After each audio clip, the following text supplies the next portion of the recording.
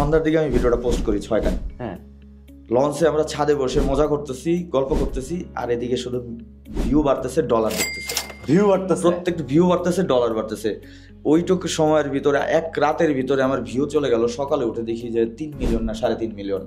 সকাল পর্যন্ত 3 মিলিয়নের মতো ভিউ, আমার অলরেডি $300 মতো ঢুকে গেছে।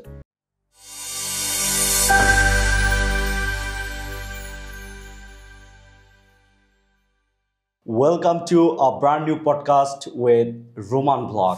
আজকে আপনাদের জন্য একটা চমৎকার গেস্ট আছে, যিনি বাংলাদেশ মোটো ব্লগ ইন্ডাস্ট্রিতে কাজ করছে এবং অ্যাজ এ ব্র্যান্ড প্রমোটার হিসাবে কাজ করতেছে দীর্ঘ 5 বছর যাবত ধরে। রোমান ভাই, আপনাকে আজকের পডকাস্টে স্বাগত জানাচ্ছি। থ্যাংক ইউ সো মাচ আমাকে ইনভাইট করার জন্য এখানে। আমিও ফার্স্ট টাইম কোনো পডকাস্টে আসছি, আর আলামিনের ইনভাইটে থ্যাংক ইউ সো মাচ আমাকে ইনভাইট করার জন্য। প্রথমে আমার পরিচয় দিই, আমি হচ্ছে রোমান। আর আমার বর্তমান কি করি সেটা যদি পরিচয় দিই, আমি একটা প্রাইভেট কোম্পানিতে জব করি, হেড অফিসে অ্যাকাউন্টস অফিসার হিসাবে। পাশাপাশি হচ্ছে আমি মোটো ব্লগিং বা ব্র্যান্ড প্রমোশন এসব কাজ করে থাকি আর কি। আপনি একটা প্রাইভেট কোম্পানিতে জব করতেছেন, তারপরে হচ্ছে এই যে ইউটিউবের ক্যারিয়ার, ইউটিউব ফেসবুক ক্যারিয়ার, এইটার সম্পর্কে আসলে জানতে চাইবো। আমি তো আমার চোখের সামনে দেখছি একবার স্টার্টিং থেকে, তো সেইখান থেকে আমরা গল্পটা শুনবো। আসলে আপনি ইন্টারেস্টেড কেন হইলেন যে ইউটিউবিং কেন করতে হবে চাকরি করার পাশাপাশি?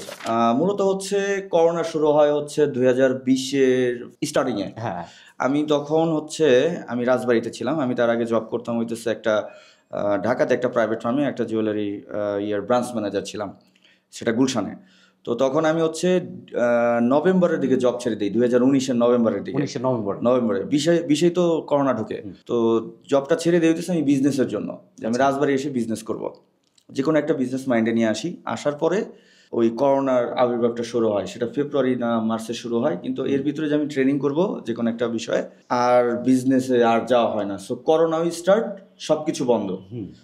তো আমার কাছে যে জব করছি এত বছর, আমার কাছে যে ক্যাপিটাল ছিল, যা ছিল, সেটা থেকেই আমার টাকা ভেঙেই যাচ্ছি, টাকা শেষ হচ্ছে। তো কি করবো? আর আমার ইউটিউবিংটা অনেক আগে থেকে মাথায় ছিল যে আসলে করবো কিনা। কিন্তু এখানে একটা পয়েন্ট বলি, আমি যখন ইউটিউবিং শুরু করি সেটা তো 2020-এর দিকে। তখন তার আগে আমি ভাবতাম, যখন আমি 17-18-তে ইউটিউবিং করব, আমি ভাবতাম যে আসলে ফোন দিয়ে এডিট করা যায় না। আচ্ছা, হ্যাঁ, আমি জানতাম ল্যাপটপ লাগবে, আর ল্যাপটপ পিসিটা আমি একটু ইগনোর করি, কারণ আমার অফিসিয়াল কাজে আমার ল্যাপটপ পিসি ইউজ করি। বাট ফোনটা আমি স্বাচ্ছন্দ্য বোধ করি সবকিছুতে, ফোনে আমি সবকিছু। আমার এই পর্যন্ত প্রায় 800-900 ভিডিও এডিট সব আমার ফোনে, কোনো পিসিতে এডিট নাই, ফোনে। চিন্তা করছেন যে ফোনে 800-900 video edit? O my god, সব এভরিথিং। সো এখন পর্যন্ত আমি ফোন এডিট। কেমন সময় লাগে? অল্প টাইম, এটা নিজের প্র্যাকটিসের উপরে। এখন আমার একটা 5 মিনিটের ভিডিও বা 10 মিনিটের ভিডিও আমি আধা ঘন্টা এডিট করে ফেলি। আধা ঘন্টায়? হ্যাঁ, আধা ঘন্টা। মানে ফোনে ধুপধাপ এডিট আর আপলোড হয়ে যায়, ফোনেই আপলোড সম্ভব। Oh my God, that's an interesting point, যে ফোনে ভিডিও করে, ফোনেই এডিট করে, আবার ফোনে ওইটাতে আপলোড করে, সবকিছু পসিবল। যদি স্কিল থাকে, মানে জানাশোনা থাকলেই হলো। আচ্ছা, দেন আমি যখন রাজবাড়িতে আসি, করোনা শুরু হলো, তো কি করব। তো ওই যে মাথায় ছিল যে আসলে ইউটিউবিংটা তাহলে এখন শুরু করি। আমি ফোন এডিট করা যাবে না দেখে আমি আগে শুরু করি নাই, কিন্তু পরে দেখলাম যে আসলে ফোন এডিট করা যায়। ইউটিউবে দেখলাম আমার এক ছোট ভাই আছে, সে আমাকে আর কি জানায়। দেন আমি রাজবাড়িতে কি করি, নিজের বাইক নিয়ে একটু ঘুরি। তখন আমার কাছে কোনো ক্যামেরা নাই, জাস্ট একটা ফোন। আমি ফোন দিয়ে কি করতাম, এই হেলমেটের সামনে মানে ছিদ্র করে যে কোনো সেট আপে আর কি মোবাইল বসানোর ই করলাম। আমি চাইলে ছবিটা যদি থাকে আমি দিয়ে দিব, দেখাই দিতে পারবো আমি কি করছিলাম। আচ্ছা, তো ওইখানে ওই ছবিটা, এই যে আপনারা দেখতে পাচ্ছেন, এই যে ছবিটা, এই ছবিটাই রাইট। তো এটা দিয়ে আমি ফোন বসিয়ে আমি ভিডিও শুরু করি। দেন এটা আমি সুন্দরবন ট্যুর করছি ওইভাবে। দেন আমি রাজবাড়িও ঘুরছি করোনার সময়, ওইভাবে ভিডিও করছি। মানে ওইভাবেই শুরু করছেন? হ্যাঁ, ওইভাবেই শুরু করছি। মানে কত বেশি এক্সপেন্সিভ গিয়ারে না যায়, ওইটা দিয়ে কিচ্ছু নাই, ফোন। তো আসলে ওটা দিয়ে আবার সাউন্ড সমস্যা হইতো।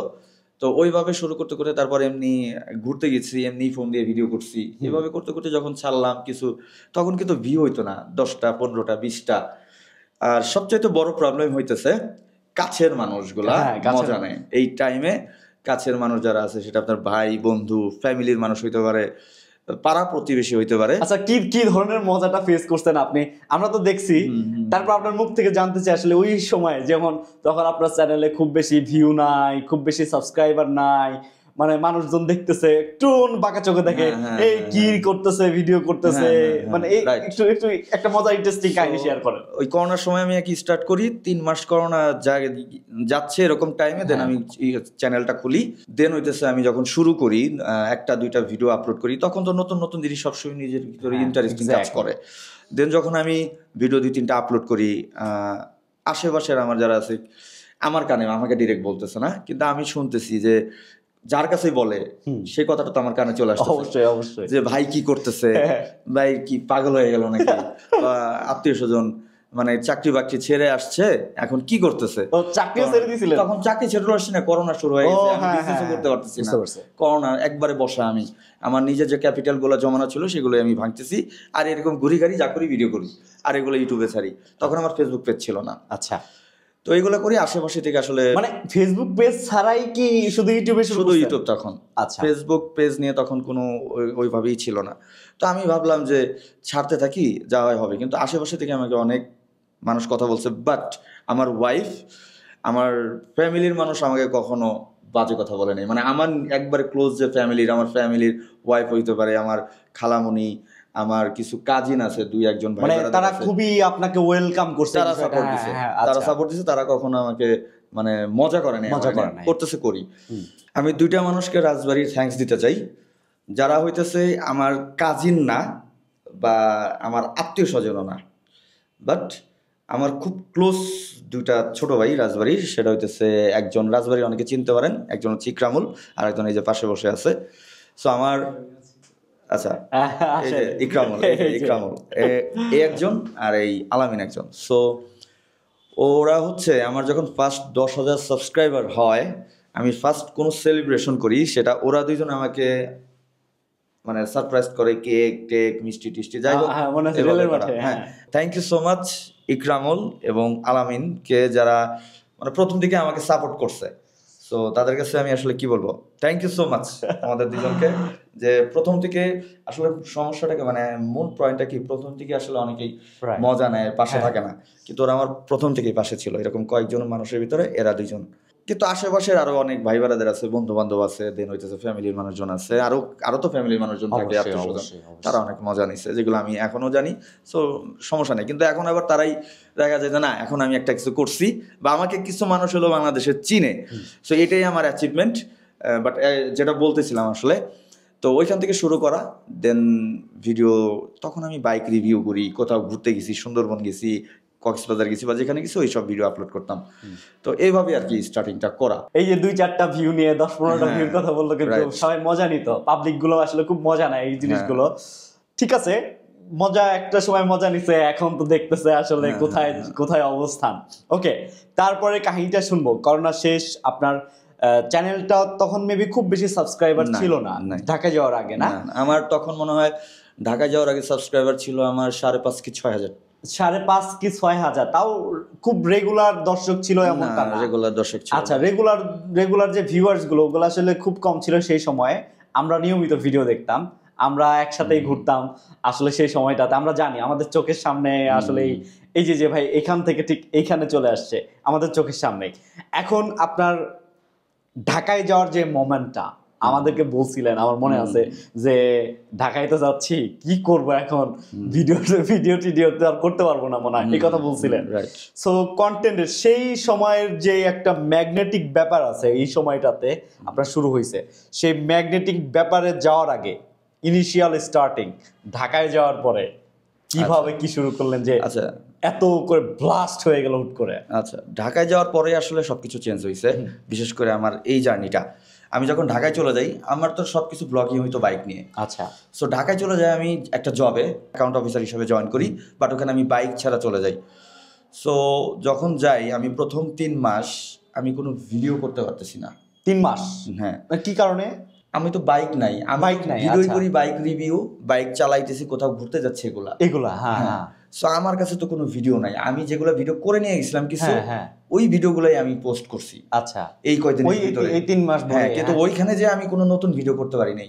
কি করব? তখন আমি ইউটিউবে আসে দেখি যে এই বাইক রিলেটেড এই অ্যাকসেসরিজ, হেলমেট নিয়ে মানুষ ভিডিও ছাড়তেছে, এবং এগুলো রিচ আছে, ভিউ আছে।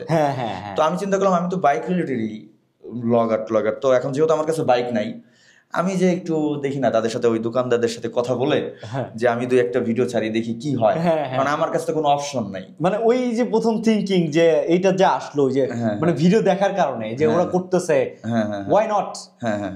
আমি কেন ট্রাই করি নাই। বাংলাদেশে তখন দুইজন ছিল যারা হেলমেট টেলমেটের ভিডিও টিডিও আচ্ছা। দিত, তাদের ভিউ ছিল। তো তখন আমার অফিস হচ্ছে আগারগাতে, মিরপুর 60 ফিটে। হ্যাঁ। তো আমি চিন্তা করলাম তো মিরপুর 10-এ চলে গেলাম, কোন কোন দোকানে ওই দোকানদার যারা ভিডিও করে তারা কোন কোন দোকানে ভিডিও করে। আমি 2-3টা নোট করলাম আচ্ছা। এবং ওই দোকানে যাই আমি, হ্যাঁ। যে আমি বলি যে ভাই আমার বন্ধের দিন, আমার যে ফ্রাইডে বন্ধ থাকে, যে আমি ওনারের সাথে কথা বলি যে আসলে আমি ভিডিও করতে যাচ্ছি, এই ধরনের আমি বাইক নিয়ে ইনফরমেশন দেই, তো চিন্তা করতেছি হেলমেট নিয়েও যদি আচ্ছা, একটু ইনফরমেশন দেওয়া ওই যায়। সময় প্রথম যখন যাইতেন দোকানে, বিভিন্ন দোকানে ভিডিও করার জন্য, ওই সময় আসলে ওই দোকানদারগুলা বা ওই দোকানের শপার যারা আছে তারা আসলে আপনাকে কিভাবে দেখতো, তারা কি সাপোর্ট দিছে কিনা? হ্যাঁ, আমি যে দোকানে গিয়েছি প্রথম 2-3টা দোকানে আমি যাই মিরপুর 10-এ, হ্যাঁ। নাম না বললাম। আচ্ছা, হ্যাঁ, তো বলার দরকার নাই। তাদের দোকানে আমি যখন যাই, আমাকে 3 জনের কেউ না করে নেই, কেউ? কিন্তু তারা হইতেছে অলরেডি তখন ইউটিউবে তো ভিডিও যায়, তারা তো ভিডিও থেকে অলরেডি সেল পাচ্ছে, ওই যে যে একজন বানায় তারা তো জানে যে ইউটিউবে ভিডিও ছাড়লে তাদেরই বেনিফিট। আমি তো তাদের কাছে বিনিময়ে কিছু চাচ্ছি না, আর যারা ভিডিও বানাচ্ছে তারা তো বেনিফিটও পাচ্ছে। মানে তখন আপনি টাকা ছাড়াই শুরু করছেন? আমি নিজে গেছি যে আমি একটু ভিডিও করতে চাই। ও আচ্ছা, বুঝতে তো পারছি। তারা আমার চ্যানেলের সাবস্ক্রাইবার কত জিজ্ঞেস করলো, বলো ঠিক আছে ভাই করেন। দেন আমি 3টা দোকানের ভিডিও করি, এক দোকানে 2টা, আর এক দোকানে 1টা, আর এক দোকানে 2টা। সো এই 5টা ভিডিওই হিট করে। 5টা ভিডিও। এগুলো কি কয় মিনিটের ভিডিও ছিল? 10 মিনিট, 12 মিনিট, সবগুলো হিট করে? সবগুলো হিট করে। কেমন ভিউ ছিল তখন? তো আমার চ্যানেলের সাবস্ক্রাইবার নাই, বললাম কম। তখন ওই সময় ভিউ 10,000, 15,000, 20,000। মানে বুঝেন, 5,000 সাবস্ক্রাইবার আছে, 5-6,000। ওই সময় যে থিঙ্কিংটা করলো যে কিছু ব্র্যান্ড প্রমোটিং ভিডিও করি, উনি গেল 4-5টা ভিডিও করলো, 4-5টাই 10-15,000, সবগুলাই হিট।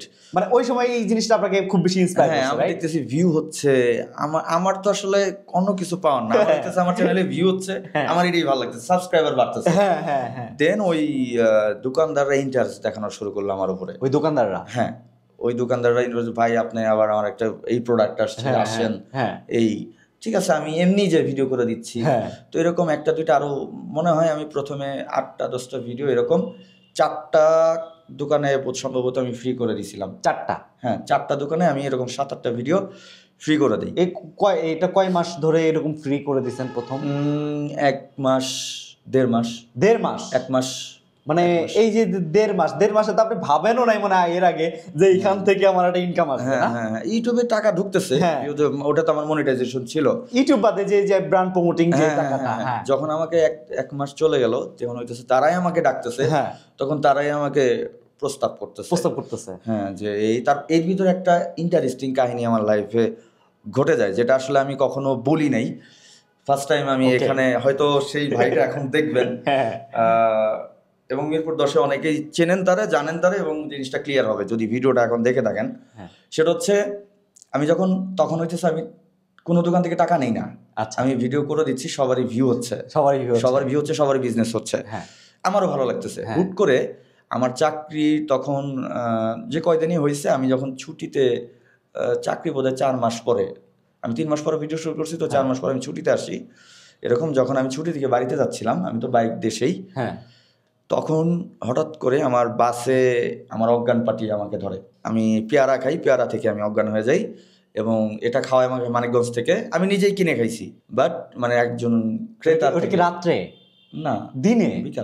বিকেলবেলা? হ্যাঁ, আচ্ছা, বিকেলবেলা আমি কিনে খাই মানিকগঞ্জ থেকে, একজনের কাছ থেকে পেয়ারা বাসে। তো এটা আসলে আমার ভিডিওটা যারা দেখতেছেন, এই বিষয়টা, এটা খুবই সতর্ক থাকবেন, এগুলো প্রচুর এখন। সো আমি যখন ওইটা পেয়ারাটা খাই, আমি কিছুক্ষণভাবে বুঝতেছিলাম যে আমি এখন অজ্ঞান হয়ে যাব।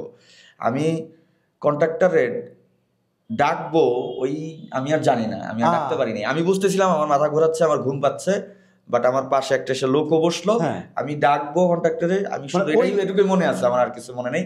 আমি যখন গাবতলী পার হয়ে টেকনিক্যাল করে সরোয়ার্দী হসপিটালের শ্যামলী শিশু মেলা পার হই, তখন আমার আস্তে আস্তে জ্ঞান ফিরছে। মানে আপনাকে হচ্ছে মানিকগঞ্জ থেকে খাওয়াই দিছে, যে খাওয়াইছে ও আবার আপনার? না, খাওয়াইছে তো হইতেছে পেয়ারালা। পেয়ারাওয়ালা, কিন্তু পরে একটা লুঙ্গি পরে একটা লোক এসে আমার পাশে বসছে, এটাও আমি দেখছি। মানে ওই যে পেয়ারাওয়ালা ওইটার সাথে তাদের সাথে কানেক্টেড। ওই যে বলছে যে খাওয়াই দিয়েছি, যান এবার কাজ সারে। হ্যাঁ হ্যাঁ। কিন্তু আর আমার একটা অভ্যাস আছে, সরি, আমি চা, সিগারেট, বিড়ি, পান এগুলো কিচ্ছু খাই না। আচ্ছা। তো আমি যখন শ্যামলী পার হয়েছি তখন আমার জ্ঞান ফিরছে। তখন আমি বলতেছি, আমার পাশে দেখি কেউ নাই, আমি জিজ্ঞেস করতেছি, আমি তো জ্ঞান ফিরিয়ে আমি বুঝতে পারছি কিছু একটা হয়ে গেছে। পকেটে হাত দিছি, পকেটে হাত দিয়ে দেখি ফোন নাই, মানি ব্যাগ আছে আমার সামনে, আমার ব্যাগ আছে, আমার ব্যাগে কাপড় চোপড়, অফিসের জন্য মিষ্টি নিয়ে যাচ্ছিলাম, মিষ্টিও আছে, বাট শুধু ফোনটা নাই। আমার ফোনটা নাই, পকেট থেকে ফোন নাই। মানি ব্যাগ কি বের করছিল? মানে পিছনের পকেটে ছিল, তো মানে বের করতে পারে নাই, হয়তো বের করতে পারে না। আচ্ছা আচ্ছা। সো আমি পাশে জিজ্ঞেস করে আমি কই আসছি, বলতেছে যে ভাই, আমি তো মানে টোলে কথা বলতেছি, বলতেছে যে ভাই আপনি শ্যামলী পার হয়ে গেছেন সরোয়ার্দী হাসপাতালের কাছাকাছি। আমি বলতেছি আমি তো শ্যামলী নামবো, একটু বাইকটা ব্রেক, গাড়িটা ব্রেক দেন। আমি যখন দাঁড়াইছি আমি পড়ে গেছি, মানে আবার সিটে পড়ে গেছি। তখন আশেপাশে মানুষ বুঝতে পারছে আমাকে কিছু খাওয়ানো হয়েছে। দেন সবাই আমাকে খুব ধরে সবাই হেল্প করছে, আমাকে বাস থেকে নামায় দেয়, সবাই একদম বাস থেকে নামায় দেয়, বিষয়টা ধরতে পারছে, সরোয়ার্দী হাসপাতালে করে নামায় দেয়। ওইখান থেকে আমার একজন সিএনজি ঠিক করে দেয়। আমি অ্যাড্রেস সবকিছু বলতেছি, আমার সবকিছু মাথায় আছে। আচ্ছা। কিন্তু আমার শক্তি নাই যে আমি হেঁটে যাবো কি করবো। পরে আমার সিএনজি উঠাই দেয়, আমি সিএনজি ড্রাইভারকে অ্যাড্রেস বলতেও নিয়ে গেছি, কিন্তু আমি পড়ে যাচ্ছি। পরে আমার অফিসে যাওয়া হয়, অফিস থেকে আমাকে হসপিটালে ভর্তি করা হয়। আমি একদিন হসপিটালে ছিলাম। এটা আসলে জ্ঞান ফিরে না অনেকের 2-3 দিন। অনেকের, আমার ভাইয়ের এই কাহিনী হয়েছিল। তার মানে আমার 1-1.5 ঘন্টার পরে আমার জ্ঞান ফিরছে। আচ্ছা, 1-1.5 ঘন্টার ভিতরে জ্ঞান ফিরে যায়। সো যাই হোক, আমার ফোনটা যে নিয়ে যায়, আমি ফোনে এডিট করি। এই পয়েন্টটা এই কারণে বলার যে এখান থেকেই আমার আর কি আর্নিং সেক্টরটা আসা। আচ্ছা। আমার ফোন হারায় যায়, আমি একটা ভিডিও ছাড়ি যে আমার এই অবস্থা, আরেকজনের মোবাইল দিয়ে যে এই অবস্থা। তখন যে যার ভিডিও হইতেছে সবচেয়ে বেশি রেসপন্স হচ্ছিল, যার ভিডিও আমি করে দিচ্ছিলাম, তার মনে হয় 1-2টা ভিডিও আমি দিছিলাম, যে সে হোলসেলার ছিল। উনি আমার ফোন দেয় যে ভাই আপনার এই অবস্থা আমি যাই না, আমি হসপিটালে আসতাম, আমি আপনার সাথে কন্ট্যাক্ট করতে পারতেছি না, আপনার ফোন বন্ধ। আমি বললাম না, ফোনের অবস্থা বলতেছে আপনি সুস্থ হন, আমি আপনার সাথে দেখা করছি। যাই হোক, আমি সুস্থ হই 2-3 দিন পরে আমি অফিস শুরু করে দিই। তারপর ওনার সাথে দেখা করি, উনি বলে যে ভাই আপনার ফোন আমি কিনে দিব, কিছু মনে করবেন না।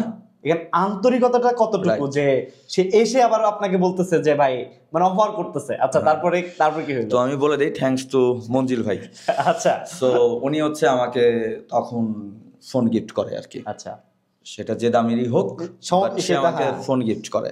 দেন যখন ফোন গিফট করে আমি তো সিরিয়াসলি হ্যাপি। আমি কারো কাছ থেকে তো কখনো টাকা নেইনি ভিডিওর জন্য, আমি আমার ভালো লাগে আমি ভিডিও করি। তো উনি যখন ফোন আমাকে গিফট করে, এটা যে কোনো ভাবেই হয়তো মার্কেটে যাদের আমি আরো ভিডিও করি তারা 2-1 জন জেনে যায়।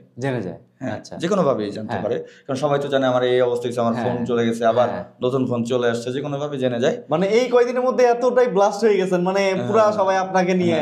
তারপরে হইতেছে তারাই আমাকে প্রপোজ করা শুরু করে যে ভাই আপনার ভিডিওতে আমরা যেটা করতেছেন, আমি আপনাদের জন্য একটা খুশি হয়ে একটা দিতে যাচ্ছি, কারণ আপনি তো আমাদের কাছ থেকে কিছু নেন না, আপনাদের জন্য একটা ছোট অ্যামাউন্ট, যেটা হইতেছে আপনার মানে আপনি যে কষ্ট করতেছেন, আসেন যান, আপনার মানে খরচ, যাতায়াত খরচ। ওকে। সো ওইটা থেকেই শুরু এখন পর্যন্ত। ওইবার কিন্তু আমি এটা সত্য, আমি কখনো আমাকে যে প্রমোশনই করানোর জন্য ডাক না কেন, আমাকে কোনো এক্সট্রা কথা বলে মিথ্যা বাড়ায় বলার জন্য যে এটা বলেন আমি টাকা আরো বেশি দিচ্ছি, বাট আসলে ওইটা না, এরকম কাজ আমি কখনোই করি না। যেটা রিয়েল, আপনার কোয়ালিটি, এটা আমার রিয়েল, যেটা আমি সেটাই জানানোর চেষ্টা করি। আসলে এটা আমি কখনো করবও না।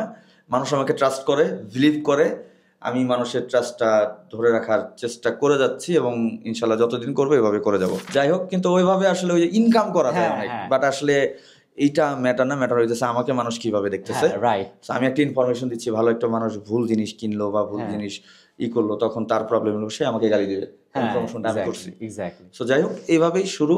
দেন হইতেছে এই যে টাকা আসাটা প্রমোশন জায়গা থেকে, যে মানে এই যে একটা স্ট্রাগল পার করলেন, ওইখানে যে হঠাৎ করে আপনাকে এই যে মলম পার্টি ধরলো, এই জিনিসটা যদিও আমাদের দৃষ্টিকোণ থেকে আমরা মনে করতেছি যে রুমান ভাইকে ধরে নিয়ে গেল, কিন্তু এইটাই কিন্তু আপনার টার্নিং মোমেন্ট। নেগেটিভ থেকেই পজিটিভ, এই যে নেগেটিভিটি থেকে আপনি একটা ভালো, মানে একটা, আপনি কখনো ভাবেনও নাই যে হুট করে আপনার লাইফটা এভাবে ঘুরে যাবে ওই সময়। ওকে, তারপরের কাহিনী শুনতে চাই। এর আর মানে আমি ঢাকা যাওয়ার আগে ফেসবুক পেজটা খুলছিলাম, কিন্তু ওটা আমি রানিং ছিলাম না, আমি ভিডিওগুলো দিতাম না। ইউটিউবে যেটা ছাড়তেছি ওটা ওখানে ছাড়তাম না। তো আমাকে একজন বড় একজন ইউটিউবার আছে বাংলাদেশি মোটর ব্লগার, উনি আমার একদিন বলে যে ভাই আসলে ফেসবুকে কাজ করেন, ফেসবুকে ভিডিও ছাড়েন, এখানে ভালো ইনকাম আছে। যখন আমি ঢাকায় ঢুকি তখন হইতেছে আমি ইউটিউবে যে ভিডিওটা ছাড়তেছি ওটা আমি ফেসবুক পেজেও দেওয়া শুরু করি। আচ্ছা, তখন ফেসবুক পেজেও ফলোয়ার বাড়া শুরু করে দেয়, ফেসবুক পেজেও রিচ আসা শুরু করে, ভিউ আসা শুরু করে। এইটা কি আপনি খালি ভিডিও আপলোড দিচ্ছেন নাকি কোথাও শেয়ার করা লাগছে?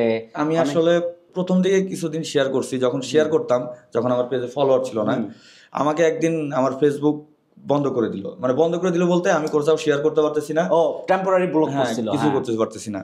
ওই দিন থেকে আমি আর আজ পর্যন্ত আমি আমার কোনো ভিডিও পেজ কোথাও কখনো শেয়ার দিই না। আচ্ছা, যা হবে রিয়েল, হ্যাঁ হ্যাঁ, যেটা হবে রিয়েল, হইলে হইলো, না হইলে নাই, এটা নিয়ে আমার এত হেডেক নাই। কারণ এগুলো নিয়ে যদি আমি ভাবি কেন টাকা আসে না, কেন ভিউ হয় না, তখন আমাকে হতাশায়, আমাকে না সবাইকে ধরে কেন টাকা আসতেছে না, কেন এই মাসে ভিউ হইলো না, কেন এই মাসে টাকা আসলো না, সবাই তো আগায় গেছে আমার থেকে পিছনে, এইসব চিন্তা করলে সে খুব তাড়াতাড়ি হতাশ হবে এবং এখান থেকে সরে আসতে হবে, সরে যাবে। সো এটা মাথায় রাখা যাবে না, তবে নিজের মতো করে কাজ করে যাইতে হবে। কাজ করলে সফলতা আসবেই। মানে এটা ধৈর্যের একটা জার্নি, বিশাল একটা ধৈর্যের ব্যাপার।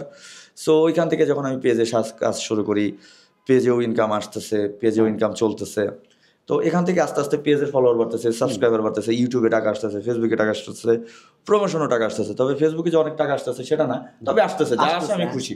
আচ্ছা, খুশি।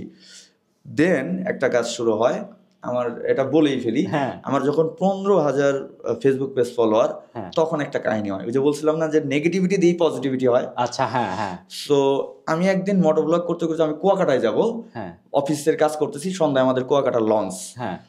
তো কি হয়েছে, আমি ব্যাংকে যাচ্ছিলাম, একটা সিএনজি ওয়ালার সাথে একটা বাইকারের ঝগড়া লেগে গেছে। সিএনজি ওয়ালার দোষ ছিল, উনি কিছু না বলেই শুধু পিছাচ্ছে। এটা আমাকে অনেকে ভুল বলছেন, বলতেছি আজকে, পিছাচ্ছে বাইক, সিএনজি কিছু না দেখে ওই বাইকরে একবার ধাক্কা দিয়ে ফেলে দিচ্ছে। ওই বাইকারও মানা করতেছে, আমরা মানা করতেছি, জ্যামের ভিতরে সে দ্বিতীয়বারও ধাক্কা দিয়ে ফেলাইছে। তৃতীয়বারও যখন ধাক্কা দিয়ে একবারে বাইকের উপর চাকার উপরে চাকাটা চলে আসছে, তখন আমি ক্যামেরা অন করছি। আচ্ছা, ওই লোক উঠে গেছে যে সিএনজি ওয়ালার সাথে ঝগড়া লাগাই দিছে। এমন একটা ঝগড়া হয় যেটা আমি ওই সময় থেকে ক্যাপচারটা শুরু করি। মানে কাহিনীটা ঘটছে আগে, মানে মেইন কাহিনী যেটা ঘটছে আগে, ওইটা আমার শর্ট ছিল না। আচ্ছা, আমি ক্যামেরা অন করিনি। তখন যে কাহিনীটা হওয়ার পর ভিডিওটা আমি ছাড়ি, 5 মিনিটের মতো ভিডিও। ওই ভিডিওটা আমি কুয়াকাটা যাচ্ছি, লঞ্চে বসে, আমি পটুয়াখালী আমরা নামবো লঞ্চে, সন্ধ্যার দিকে আমি ভিডিওটা পোস্ট করি 6টায়। লঞ্চে আমরা ছাদে বসে মজা করতেছি, গল্প করতেছি, আর এদিকে শুধু ভিউ বাড়তেছে, ডলার ঢুকতেছে, ভিউ বাড়তেছে, প্রত্যেকটা ভিউ বাড়তেছে, ডলার বাড়তেছে। ওইটুকু সময়ের ভিতরে, এক রাতের ভিতরে আমার ভিউ চলে গেল, সকালে উঠে দেখি যে 3 মিলিয়ন না 3.5 মিলিয়ন, মানে সন্ধ্যা 3 মিলিয়ন, হ্যাঁ সকাল পর্যন্ত 3 মিলিয়নের মতো ভিউ আমার অলরেডি $300 মতো ঢুকে গেছে। $300 ঢুকে গেছে মানে ওই একটা ভিডিওতে। ভিডিও কয় মিনিট ছিল? 5 মিনিটের মতো, 5 মিনিট একটা ভিডিও। আচ্ছা, খুব ইন্টারেস্টিং। আমাকে মানুষ প্রচুর গালাগালি করতেছে যে আমি আসলে সিএনজি ওয়ালার সাথে কেন, আমিও রাগ করছি পরে, কারণ সিএনজি ওয়ালা একটা রড নিয়ে বাইকারে মারতে আসছিল। বাইকারও সিএনজি ওয়ালার কাছে থাপড় দিছে যে আপনি এভাবে মারতেছেন কেন, এবং ওই সিএনজি ওয়ালা একটা রড বের করছিল। তখন আমি রেগে গেছিলাম, সিএনজি ওয়ালা বলতেছে এটা দিয়ে বেরে তোমার মাথায় বাড়ি দিয়ে মেরে ফেলবো। তখন আমি রেগে গেছিলাম, এই রাগটা আমার সবাই দেখছে, আর সবাই মনে করছে ওই বাইকারও আমার পরিচিত, আমরা একসাথে, কিন্তু না, আমি বাইকারে চিনিই না, ওই বাইকার আমি চিনিই না, কিন্তু যারা ভিউয়ার্স মনে করছে ও আমার সঙ্গী, আমরা দুইজন মিলে সিএনজির সাথে খারাপ ব্যবহার করতেছি। আচ্ছা, আসলে এরকম কিছুই না, আমি এক্সপ্লেন করতে চাইছিলাম বাট আর করা হয় নাই। এই সময় আসলে খুব বেশি মানুষ, অনেক মানুষই ভুল বুঝে ক্রিটিসাইজের একটা করছে আপনাকে, ভিডিওতে দেখে একরকম, কিন্তু তো ওই যে মানুষ নেগেটিভিটি কমেন্ট করতেছে, সিএনজি ওয়ালারা বেশি গালাইছে আজকে আমার, ইচ্ছা মতো গালি দিচ্ছে, সিএনজি ওয়ালারা খুব বেশি দেখছিল জিনিসটা। তো ওই যে নেগেটিভিটিটা, ওই 15,000 ফলোয়ার থেকে আমার ফলোয়ার একটানে চলে যায় মনে হয় 37,000, 2 দিন বা 3 দিনে, 3 দিনে, হ্যাঁ 2 বা 3 দিনে 37,000 ফলোয়ার হয়ে যায় আমার। মানে এই দেখেন, আবার বাইকাররা আমাকে সাপোর্ট করতেছে, আবার ইয়েরাও সাপোর্ট করতেছে, প্রাইভেট কালাররাও সাপোর্ট করতেছে, অনেকে সাপোর্ট করতেছে। বাট যদি কমেন্ট আসে 10টা, যদি 4টা পজিটিভ কমেন্ট থাকে, 6টা গালি। বাট আমার তো টাকা আসতেছে, আমি অনেকে বলতেছি আমার পেজ খেয়ে দিবে, এই করবে, এই করবে, ওই করবে। আমি কয়েকজনের সাথে কথা বলতেছি, বলতেছে যা পারে করুক, আমি আর কোনো অ্যান্সার নেই, কিছু নেই, আমি চুপ করে বসে আছি। সেই ভিডিও থেকে আমি এই ভিডিওটা লক করে দিছি, আজ 1 বছরের উপর হয়েছে, আমি ওটা ইতে রাখি নাই। ওই ভিডিও আমার 23 মিলিয়ন 23.5 মিলিয়ন ভিউ যখন, 23.5 মিলিয়ন, তখন আমি ভিডিওটা মানে আনপাবলিশড করে করে দিছি, এক্সপায়ার করে রেখে দিছি। কেন? মানে এখনো মানুষ গালি দেয়, পজিটিভও আসে। সো এই জিনিসটা আসলে আমার খারাপ লাগে যে তখন হয়তো পেজ ছোট ছিল, যাই হ্যাঁ, ছিল, হ্যাঁ। মানে আমার কাছে ভালো লাগে না বিভিন্ন ধরনের বিভিন্ন ধরনের গালি দেয়। আচ্ছা, তো বুঝতে যেটা পারছি। হয়েছে আমি আসলে আমার ভুল ছিল বা রাইট ছিল সেটা আমি এক্সপ্লেন করতে পারিনি, বাট ওই 23 মিলিয়ন ভিউ পর্যন্ত আমার অলরেডি 1,10,15,000 টাকা ইনকাম চলে আসছিল এক ভিডিওতে। এক ভিডিওতে কিন্তু ওইটা থেকে ফলোয়ারও আসছে অনেক, কিন্তু আমি ভিডিওটা এক্সপায়ার করে দিছি যেন ওই ভিডিওটার না আসে। আমি আর মানে নেগেটিভিটি এটা ছড়াইতে চাই না, মানুষ নেগেটিভ ভাবে নেয়। সো ওই যে ভিডিও 1 বছর হয়েছে, ওই ভিডিও থেকে আমার প্রতিদিনই ডলার ঢুকতেছিল, প্রতিদিন ডলার ঢুকতেছে। কিন্তু আমি ওটা বন্ধ করে দিছি, ওটা কখনো পাবলিশ মানে মানুষ এদিক দিয়ে চিন্তা করেন, মানুষ এদিক দিয়ে গালি দিচ্ছে আর এদিক দিয়ে ব্যাংকে টাকা ঢুকতেছে। হ্যাঁ, সো নেগেটিভিটির ভিতরে পজিটিভিটি, এটা দিয়ে ফলোয়ার বাড়ে, এটা থেকেই আর কি আমার পেজ ওটা শুরু। তারপরে এই যে ভিডিও ইনফরমেশন এইগুলা দিতে দিতে আজকে এখন রানিং মনে হয় আমার ফেসবুক ফলোয়ার 1,63,000 63,000, আর ইউটিউব সাবস্ক্রাইবার 50,000 এর খুব কাছাকাছি, মানে 49,000 সামথিং। এখন আপনার লাইফে একটা ইন্টারেস্টিং একটা স্টোরি শেয়ার করেন, যেখানে হয়তো কারো অনেক বেশি সেলস আসছে বা আসে নাই, ভিডিও করে দিয়েছেন, এক্সপেকটেশন ফিল আপ হয়েছে, হয় না। এটা ফার্স্টের দিকে একটা হইছে, রিসেন্ট এই 1 সপ্তাহের ভিতরে হয়েছে, সেটাও বলতেছি। আচ্ছা। আর অনেক যখন আমি শুরু করি তার ওই সময় একটা কাহিনী হয়, একজনের আমি মানে সে একটা কোম্পানি, হেলমেট কোম্পানির সাথে ছিল, তারা হোলসেল করতো। তো তার একটা ভিডিও বানাই, ওই ভিডিও এমনভাবে হিট হয়, তার যে হোলসেলে যে স্টক ছিল সেটা মানে 3 দিনই শেষ হয়ে যায়। 3 দিনে পুরা কয়েক হাজার, মানে কয়েকশো বা কয়েক হাজার কয়েকশো হেলমেট, 500-600 হেলমেট, 500-600 হেলমেট এরকম, মানে 3 দিনে 3-4 দিন এরকম। মানে এইরকম টাইমে মানে ওই হেলমেটটা সম্পর্কে কেউ জানতোই না। মানে ওইটা মার্কেটে আছে, মানুষ এটা জানতোই না। হেলমেটটা খুবই ভালো কোয়ালিটি হেলমেট, এত কম প্রাইসে ছিল। আচ্ছা, এগুলো কি সব অনলাইনে সেল হইছে নাকি অনলাইন? ওই যে বিভিন্ন দোকান পাইকারি নিছে, মানে হোলসেল বিক্রি করার জন্য। আচ্ছা, তারা খোঁজটা পাইছে, হেলমেট সম্পর্কে জানছে এবং রিটেলে গেছে, এরকম হয়েছে। আর রিসেন্ট টাইমে যেটা হয়েছে, আমি তো বাইক রিলেটেড নিয়ে বেশি কাজ করি। একটা পার্টসের সেক্টরে আমি ভিডিও দিই, বাইকের কিট টিট নিয়ে। এটা হইতেছে 8 তারিখ, এই 8 ফেব্রুয়ারি আমি আপলোড করি একটা রিলস। সো রিলসটা মানে 2 দিনেই হচ্ছে 2.5 মিলিয়ন হিট করে দেয়, 2 দিনে। বাট প্রবলেমটা হয়েছে এটা, আমি একটু দেখাই স্ক্রিনে, এখন পর্যন্ত আছে আমার কাছে মেসেজ আছে 5-6-7 হাজার শুধু অর্ডার, বিভিন্ন জিনিস কিনবে। এবং ওই দোকানদার হইতেছে অনলাইনে জীবনে কাজ করে নাই। আচ্ছা, এই প্রথম আসছে সে অনলাইনে, শুধু অনলাইনে কোনো সেল বন্ধ। সে বলতেছে আমার দোকানে এসে নিয়ে যেতে বললে নিয়ে যান। আর একজন লোক বসায় রাখছে, সে শুধু রাত দিন 24 ঘন্টা ফোন ধরে। মানে একজন লোক এখন রয়েছে আলাদা, ট্রাই করতেছে, ফোন বন্ধ পাচ্ছে, মানে তার সাথে কানেক্ট করতে পারতেছে না। আমাকে ওই এমন ভাবে ভাইরাল হয়েছে, আর প্রত্যেকটা মানুষের বাইকের কিট দরকার হয়। এফজেড এর বাইকের কিট ভেঙে গেছে, 4B, R15, GSX, এটা কই পাবে? আমি অরিজিনাল জায়গায় একটা খোঁজ দিছি এবং খুব কম প্রাইসে তারা হোলসেলও করে। তো এমন পরিমাণ তারা সারা পাইছে, তারা মানে বলবো পাগল হয়ে গেছে, এমন অ্যান্সার দিতে। তার আমার অবস্থাটা কি হয়েছে, আমাকে যখন তখন ফোন দিচ্ছে, তারপর হইতেছে বিশেষ করে মেসেজ, এই যে আমি যদি দেখাই, যদি কয়েক হাজার SMS হবে। ও মাই গুডনেস! যদি যাইতে থাকি, যদি শুধু যাইতে থাকো, ঘুরাইতে থাকো, শুধু SMS আর SMS, শুধু অর্ডার, বিভিন্ন প্রোডাক্ট, শুধু অর্ডার, মানে এই জিনিস লাগবে, তার এই জিনিস লাগবে, এই যদি দেখাই বিভিন্ন জিনিস লাগবে, শুধু এই যে মেসেজ। আমি আর সিন করার মতো, আমি 500 জনের রিপ্লাই দিছিলাম, আর পারি নাই। তো আমি একটা রিলস দিয়ে দিছি যে এরকম, যে আমি কোনো দোকানদার না, আমি এখানে বলতেছি আমি কোনো দোকানদার না, আমি কোনো শপ অনার না, আমি হচ্ছে ইনফরমেশন দিই। আপনাদের এই জায়গাতে এই অথেন্টিক জিনিসটা পাবেন, কম দামে পাবেন, বা এই প্রোডাক্টটা পাবেন এবং এই দামে পাবেন। অনেকে হচ্ছে আবল তাবল দাম 3,000, আপনি যদি এমনি কন্ট্যাক্ট করেন তো সেক্ষেত্রে 4,000 চাইতে পারে, 3,500 চাইতে পারে। আমি রিয়েল জিনিসটা জানাই দিচ্ছি, এইটার ভিতরে কি কোয়ালিটি আছে সেটা জানাই দিচ্ছি। এই সো এটা ইনফরমেশনটা, এটা সবচেয়ে হেল্প হয় কি, যারা ঢাকায় থাকে তারা তো যে কিনতে পারতেছে। সাপোজ রাজবাড়ির একটা লোকের একটা হেলমেট বা একটা অ্যাক্সেসরিজ বাইকের, এই প্রোডাক্টটা লাগবে, সেটা রাজবাড়িতে নাই। প্রোডাক্টটার দাম সাপোজ 3,500 বা 5,000। এখন সে যদি ঢাকায় আনতে যায়, তার তো ঢাকা গেলে মিনিমাম একটা মানুষের এখন 2,000 টাকা খরচ আছে। হ্যাঁ, 2,000 টাকা অনায়াসে খরচ, আসতে যাইতেই তো 1500 খরচ। এখন সে 3,000 5,000 জিনিস কিনতে কি 2,000 টাকা খরচ করতে যাবে না, সে অনলাইনে 100 টাকায় তো নিতে পারতেছে, 100 টাকা। এক্স্যাক্টলি। সো এই অনলাইনে সে বিশ্বাসটা করবে কোথায়, বা এই প্রোডাক্টটা কোথায় আছে সেও তাও জানে না। এই ইনফরমেশনটা আমি দিচ্ছি সারা বাংলাদেশে। আমার প্রবাসী অনেক ফলোয়ার ভাই ব্রাদার আছে যারা হইতেছে এই জায়গা থেকে জিনিস কিনে, মানে দেশে আসবে এখান থেকে হেলমেট, মানে আপনি হচ্ছেন থার্ড পার্টি, আসলে ওইভাবে না, মানে এমন থার্ড পার্টি যেটা আপনাকে আপনার ভিডিও দেখে জানতেছে এবং আপনাকে ট্রাস্ট করতেছে, আপনার ট্রাস্টের কারণেই প্রোডাক্টগুলো নিচ্ছে। রাইট। সো এইভাবে ইনফরমেশন হচ্ছে বাংলাদেশের যে কোনো জায়গা থেকে মানুষ মাত্র 150 টাকা ডেলিভারি চার্জ, 100 টাকা ডেলিভারি চার্জের মাধ্যমে সেই জিনিসটা সে ঘরে বসে হোম ডেলিভারি হোক যেভাবে কালেক্ট করতে পারতেছে। তবে এই জায়গায় কিছু অসাধু ব্যবসায়ী আছে যারা হইতেছে আমার ভিডিও ইউজ করে বিভিন্ন মানে ফেক ফেসবুক পেজে আপলোড করে বলে যে এখানে একটা প্রোডাক্টের দাম 6,000 টাকা, সে বলতেছে ডিসকাউন্টে 2,000 টাকা, আপনি 500 টাকা পাঠান, 1,000 টাকা পাঠান। কিছু লোভী মানুষ আছে কোনো যাচাই না করে ওই জায়গা পাঠায় দেয়, কি রে 6,000 টাকার কিছু মানুষ বুঝে না, ভিডিও 6,000 মাত্র 2,000 টাকা দিচ্ছে, আমি 500 টাকা 1,000 টাকা পাঠাই দিই, ওরা ধরা খাচ্ছে। এরকম না, আপনি যে জায়গা থেকে আমার ভিডিওটা দেখেন সে জায়গা থেকে অবশ্যই কেনার সময় ওই দোকানদারের সাথে আপনি ভিডিও কলে কথা বলে বা ভিডিও কলে দেখে তারপর নেন। অথবা এই যে আপনি কি ওই ভিডিওটা কোথায় দেখতেছেন, ওনার অথেন্টিক পেজে নাকি অন্য কোনো পেজে ঢুকলে বোঝা যায়। রাইট। আর একটা জিনিস, যেখানেই দেখবেন যে বিশাল বড় ধামাকা অফার বা কিছু চলতেছে, এত দামি জিনিস এত কম দামে দিচ্ছে, ওখানে ঘাপলা আছে। এটা যাচাই করবেন। মানে অনেকে আইফোন দেখতেছে 1 লাখ টাকার আইফোন 10,000 পাই যাচ্ছে, এখানে ঘাপলা। একটা ঘটনা ঘটছে, আমি একটু শেয়ার করি। আমার গ্রামের এক ছোট ভাই, ও আইফোন কিনবে, আইফোন 14 প্রো ম্যাক্স।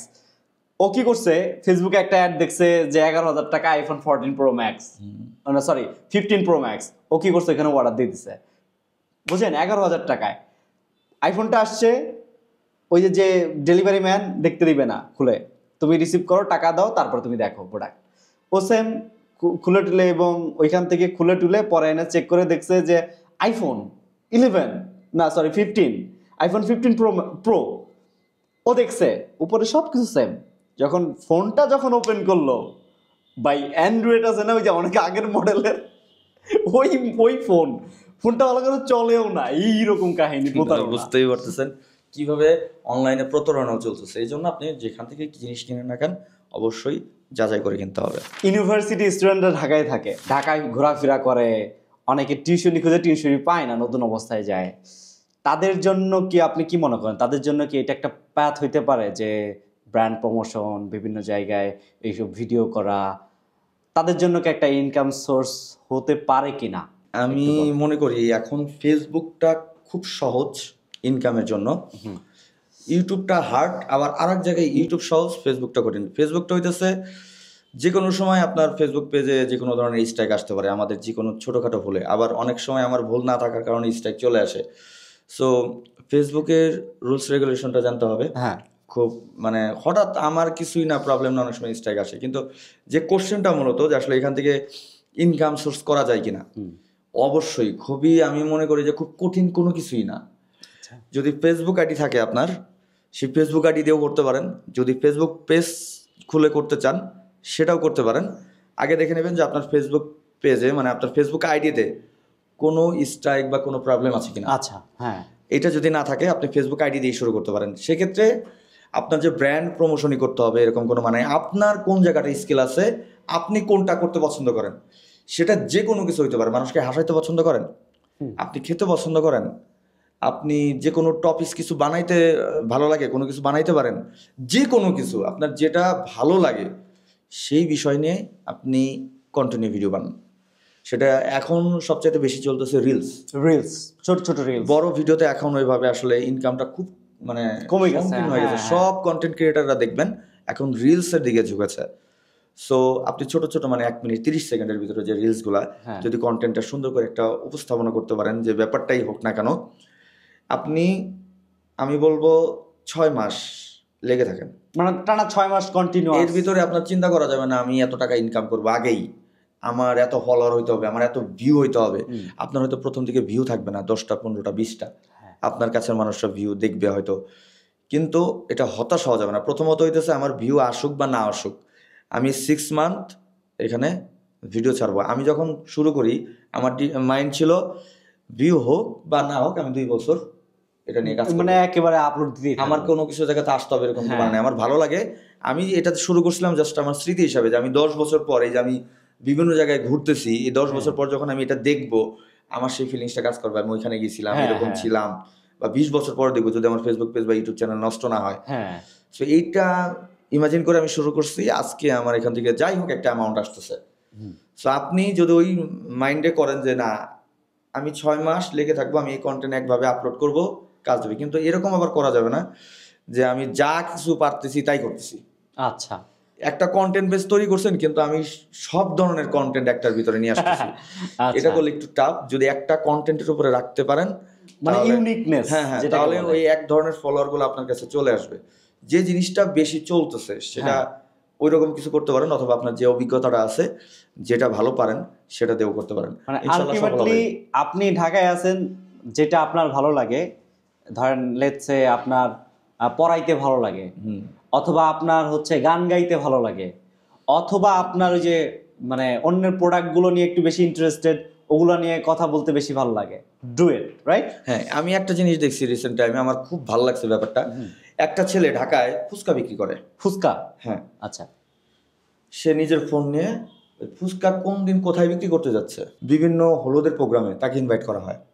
তাকে ইনভাইট করা হয়? হলুদের ইনভাইট করা হয় মানে তাকে তো ইনভাইট করা বলতে টাকা দিয়ে নিয়ে যায়। ও আচ্ছা। সে কার হলুদে যাচ্ছে, হ্যাঁ হলুদে কিভাবে কাকে কি খাওয়াইলো, বরকনেদের সাথে নাচানাচি করলো, সবকিছু মানে আমি নাচানাচি বলতে আমি খারাপ হ্যাঁ, করতেছি না, খারাপ, হ্যাঁ। তাদের সাথে মজা করলো, তারাও তাকে খুব সুন্দরভাবে গ্রহণ করতেছে, একদম ফুচকা বিক্রেতা হিসেবে গ্রহণ করে না। মানে ও আলটিমেটলি ওরে ই করে নিয়ে যাচ্ছে, ওইখানে ফুচকা বানাবে, সবাইকে খাওয়াবে, হ্যাঁ, হ্যাঁ, মজাও করতেছে মজাও সবার করতেছে, সাথে। সবই হচ্ছে। তো এইভাবে সে ভাইরাল। আচ্ছা। কিভাবে দেখেন, সে ফুচকা বিক্রি করতে, একজন ফুচকা বিক্রেতা, বাট সে ভ্লগিং এর মাধ্যমে তার জার্নিটা শেয়ার করতেছে, এটা মানুষ পছন্দ করতেছে, এবং ওইখান থেকে নতুন নতুন মানুষ তার সাথে কন্ট্যাক্ট করতেছে। আচ্ছা। কারণ ওইখানে যাচ্ছে, ওই ব্লগেও হচ্ছে, তারও বিয়েটা ওই ব্লগেও আসতেছে, হ্যাঁ। ভালো লাগতেছে সবকিছু। সো আসলে আমরা যেটাই করি না কেন, সেটা যদি মানে ভালো কিছু হয়, খারাপ কিছু না হয়, মানুষ কেন গ্রহণ করবে না? অবশ্যই গ্রহণ করবে। অবশ্যই, কেন গ্রহণ করবে না? Right right. সো আমি এমন কিছু না করি যেটা মানুষের জন্য ক্ষতি, হ্যাঁ এরকম কিছু না করি, এমন কিছু করি যে যদি ভালো কিছু বয়েও না আনতে পারি, কারো যেন ক্ষতি না করি। Right exactly. সো আপনি কাজ করতে থাকেন যে কোনো বিষয়, মানে ধরে থাকতে হবে, যদি হতাশ না হন সফলতা আসবেই, সেটা বড় হয়ে হোক আর ছোট হোক, হ্যাঁ আসবেই। আসবে। এখন যে পজিশনে আছেন, ধরেন এখন একটা পজিশন, এখন তো নর্মালি আপনার বলা লাগে না যে একটা ভিডিও প্রমোশনের জন্য বা প্রোডাক্ট প্রমোশনের জন্য আমাকে এত বাজেট দিতে হবে। ওরা আলটিমেটলি জানে যে আপনার বর্তমানে মার্কেটে কেমন চলতেছে, ওদের তো আলটিমেটলি সেলের জন্যই তো ওরা মূলত ব্র্যান্ড প্রমোটার খোঁজে। সো কেমন একটা রেঞ্জ যদি আমাকে বলতেন তাহলে। আসলে আমি যে সেক্টরে আছি, এই সেক্টরটা বড় কোনো সেক্টর না, খুবই ছোট্ট একটা সংকীর্ণ সেক্টর। আমি বাইক রিলেটেড সেক্টর নিয়ে কাজ করি। অনেকে হচ্ছে মানে সবকিছু নিয়ে কাজ করে, যেখানে ডাকা হচ্ছে সেখানে কাজ করতেছে। আসলে আমি জব করি, আমার এত সময় থাকে না, আমার একদিন বন্ধ থাকে, আমি ওই দিনই কাজ করার চেষ্টা করি, যার যার থাকে। সো এখানে যে খুব বড় অ্যামাউন্ট আমাকে দেওয়া হচ্ছে সেটা না, কিন্তু একেবারে যে কম অ্যামাউন্ট সেটাও না। তবে হ্যাঁ, আমি অ্যামাউন্ট বলতে যাচ্ছি না, তবে একটা মাস শেষে একটা মোটামুটি একটা ভালো একটা অ্যামাউন্ট আমার কাছে আসে, সেটা প্রমোশন করেই হোক, সেটা ইউটিউবের মাধ্যমে হোক, ফেসবুকের মাধ্যমে হোক, ভালো একটা অ্যামাউন্ট আসে। এই জিনিসটা আসলে আমি পার্সোনালি জিজ্ঞাসা করতে চাই নাই, বাট যেহেতু আমি ইউনিভার্সিটি স্টুডেন্টদের একটা প্রমিস করছিলাম প্রথমে যে এই ভিডিও থেকে একটা সার্ভাইভ করা সম্ভব, সার্ভাইভ করা সম্ভব। তবে আপনার যে খরচ, ইউনিভার্সিটি স্টুডেন্টের কি খরচ থাকবে? একটা মেসে থাকবে তার খরচ শেষ করে আপনি সেভিংস করতে পারবেন, এটুকু বলে দিলাম। বুঝতে পারছেন? আপনি বাসায়ও টাকা বাড়াইতে পারবেন যদি আপনি প্রমোশনেও করতে চান, অথবা যদি নিজের এই যে বললাম যে কোনো সেক্টরে ভিডিও বানাইতে চান, বানাইতে পারেন। এমন মানে আমি একটা ছোট্ট কথা বলি, যেটা আমি অফ দ্য রেকর্ডে বলতেছিলাম, যে আমার এই 8 ফেব্রুয়ারি থেকে 15 ফেব্রুয়ারি জাস্ট ফেসবুক পেজের রিলসে $550 চলে আসছে। $550? $550 হিসাব করেন, 120 টাকা করে। হ্যাঁ। সো এটা মানে এটা যে আবার সবসময় আসবে এরকম কিছু না, কিন্তু আপনি যদি সবসময় এরকম ভিডিও দিতে পারেন তাহলে এর থেকে বেটার হবে। আবার যদি খারাপ সময়ও যাবে, ভালো সময়ও আসবে, কিন্তু বেটার কিছু করা সম্ভব যদি লেগে থাকেন, যদি কোয়ালিটি বেটার হয়, আপনার ভিডিও কোয়ালিটি, আপনার সব কিছু। সো আমি বলি কেন না, আপনি বসে আছেন, আপনি যেটা ভালো পারেন সেটা নিয়ে করেন। অনেকে, আমি ফেস দেখাবো না, না। না আপুরা আছে, আমি ফেস দেখাই না, ফেস দেখায় না। আমি ব্যাকগ্রাউন্ডে কি রান্না করতেছি সেটা নিয়ে দেখাচ্ছি, হ্যাঁ। বিভিন্ন বিষয় নিয়ে। ফেসই যে দেখাইতে হবে এরকম কোনো মানে নাই। না। ওভার দ্য ভয়েসে হ্যাঁ। সাউন্ড দিচ্ছে, হ্যাঁ। অনেক আপু আছে সুন্দর করে ভয়েস দেয়, হ্যাঁ। অনেক ভাই বোনেরা আছে অনেক সুন্দর ভিডিও মেক করে, ছোট ছোট আপনি করতে পারেন। 5 সেকেন্ডের ভিডিও অনেক অ্যামাউন্ট আসে যদি আপনি ধৈর্য নিয়ে করতে পারেন। ঢাকায় কিন্তু মেইন প্রোডাক্টের যত প্রোডাক্ট আছে, যত কিছু আছে, সব কিছুর হাব ঢাকা। ঢাকা, এই যে আমি রাজবাড়ী ওই প্রোডাক্ট সম্পর্কে কিন্তু আমি অনেক সময় জানিও না। রাইট। এই যে আমি একটা হেলমেট কিনবো, ওই হেলমেট আমি কি ধরনের হেলমেট খুঁজতেছি আমি জানি, কিন্তু আমি কি করতেছি ম্যাক্সিমাম অনলাইনে যায় খোঁজাখুঁজি করতে পারছি এই ধরনের হেলমেট কিন্তু আছে কিনা, কিন্তু আমি রাজবাড়ী 10টা 20টা দোকান ঘুরেও কিন্তু পাবো না। না। সো ওই যে ঢাকায় থাকে যে অপরচুনিটিটা আপনার কাছে আছে, মানে আপনার কাছে চারদিক দিয়েই অপরচুনিটি। সাপোজ যেটা সবচেয়ে আমাদের নিড বেশি, একটা ফোন। হ্যাঁ, আপনি রাজবাড়ী বাজারে যান বা আপনার জেলা শহরের বাজারে মার্কেটে যান, সবচেয়ে হাইফাই মার্কেটে, আপনি সব ব্র্যান্ডের সব ফোন পাবেন না। রাইট। আপনাকে ঢাকায় যেতে হবে যদি ওইভাবে আপনি বিশ্লেষণ করে কোনো ফোন কিনে, মানে কমন কিছু সেটা পাবেন, বাট সব ফোন কিন্তু আপনি পাবেন না। কিন্তু এটা সবচেয়ে আমাদের নিড। খাওয়া দাওয়ার পরে কিন্তু আমরা সবাই ফোন নিয়ে থাকে। সো এইটাই যে আসলে সবকিছু ঢাকামুখী, কিন্তু যে আপনি ওখানে থেকেই পারবেন না, যেটা আছে ওটা নিয়ে করেন না কেন। হ্যাঁ, এক্স্যাক্টলি, যেটা আছে ওটা নিয়ে করেন, আপনাকে প্রকাশিত করেন। যেমন আমি প্রথমে মানুষের ফ্রি ভিডিও দিয়ে শুরু করছি, তারপরে এখন আমি যে কোনো একটা অ্যামাউন্ট পাই, তারা নিজেরাই দেয়। তো এই কারণে আমি আবার খারাপ কোনো প্রমোশন করি না, এটা বারবার ক্লিয়ার করতেছি। কিন্তু ওই আপনি আগে নিজের আত্মপ্রকাশটা করেন যে আপনি এটা পারেন, আপনি এটা করতে পারেন, আপনি এটা করেন। আপনি যেখানেই থাকেন না কেন, আপনার ওখান থেকে কল আসবে। এক্স্যাক্টলি। সো ওই যেটা বলতেছিলাম যে ঢাকায় হলো প্রোডাক্ট হাব, এই জিনিসগুলো হলো মানুষকে জানান লাগে। রাইট। এই যে একটা ফেসবুক, ইউটিউব একটা ভালো মাধ্যম, মানুষ দেখবে না কেন ভিডিও যদি মানুষ যদি ওই জিনিসটাই খুঁজে, ঠিক না? সো ইয়েস, এটাই ছিল মেসেজ। সো রোমান ভাই, আমরা প্রায় আমাদের পডকাস্টের শেষ প্রান্তে চলে আসছি। যারা আসলে নতুন স্পেশালি ব্র্যান্ড প্রমোটিং আসতে চাচ্ছে, অনেক সেক্টর আছে, ড্রেস, তারপরে হচ্ছে ইন্ডাস্ট্রি তো শেষ নাই, ড্রেস আছে, তারপরে হচ্ছে সিরামিক্স আছে, বড় বড় যেই জিনিসগুলো আছে ঢাকায় মেইনলি এটা ওয়াইড রেঞ্জে আছে। সো যারা এই সেক্টরে আসতে চাচ্ছে স্পেশালি, তাদের জন্য কি পরামর্শ? যারা হইতেছে একেবারে নতুন, যেমন আমি ফার্স্টে আমি আসলে বেস্ট টার্গেট করছি যে আমি কোন সেক্টরে ভিডিও বানাবো। ইয়েস। সো আপনি এরকম হইতে পারেন যে আপনি সব কিছু নিয়ে করবেন, আপনার হাতে সময় আছে। আমার হাতে সময় ছিল না, আমি একটা সেক্টর বেছে নিয়েছিলাম যে সেক্টরে আমি কাজ করতাম।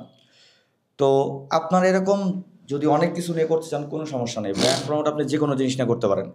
আপনি প্রথমে আপনাকে কেউ চিনে না, প্রথমে আপনাকে কেউ কিছু দিবে না, আপনি নিজে থেকে লজ্জা পাওয়া যাবে না প্রথমত, যে আমি যাব বলবো যে আমি আসলে আপনার এখানে ভিডিও করতে চাই, এরকম কিছু থাকলে আপনি কিছু আগাইতে পারবেন না।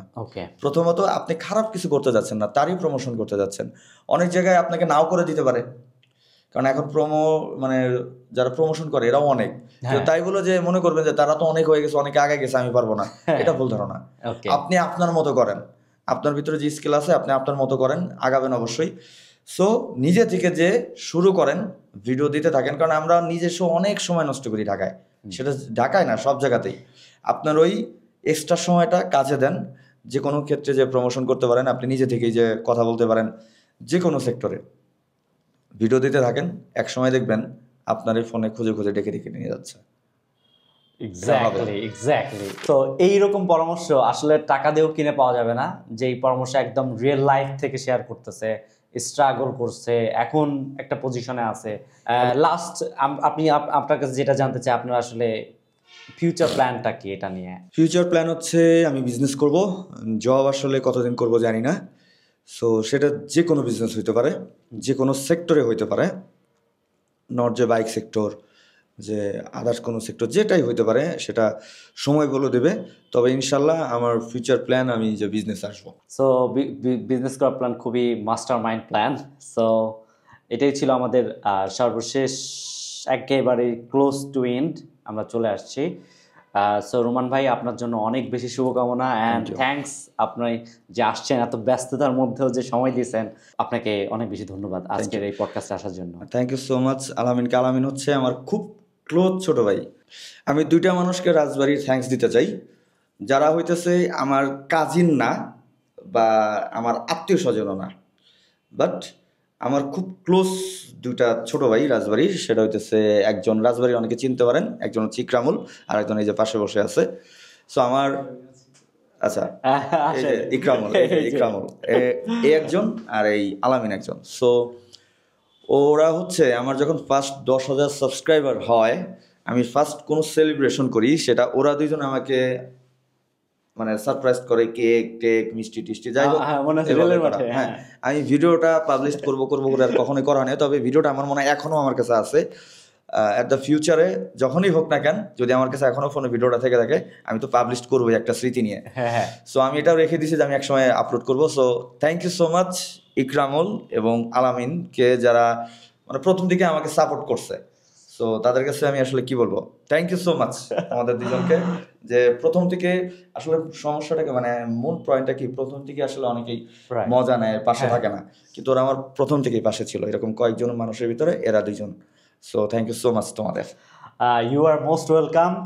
সো দর্শকদের উদ্দেশ্যে একটা কথাই বলবো, যে যে কোনো কাজ আসলে ধৈর্য সহকারেই করা উচিত, যেটা রোমান ভাই করতেছে। We have an example in front of us. So thanks for watching this video, best of luck. Thank you so much, আসসালামু আলাইকুম।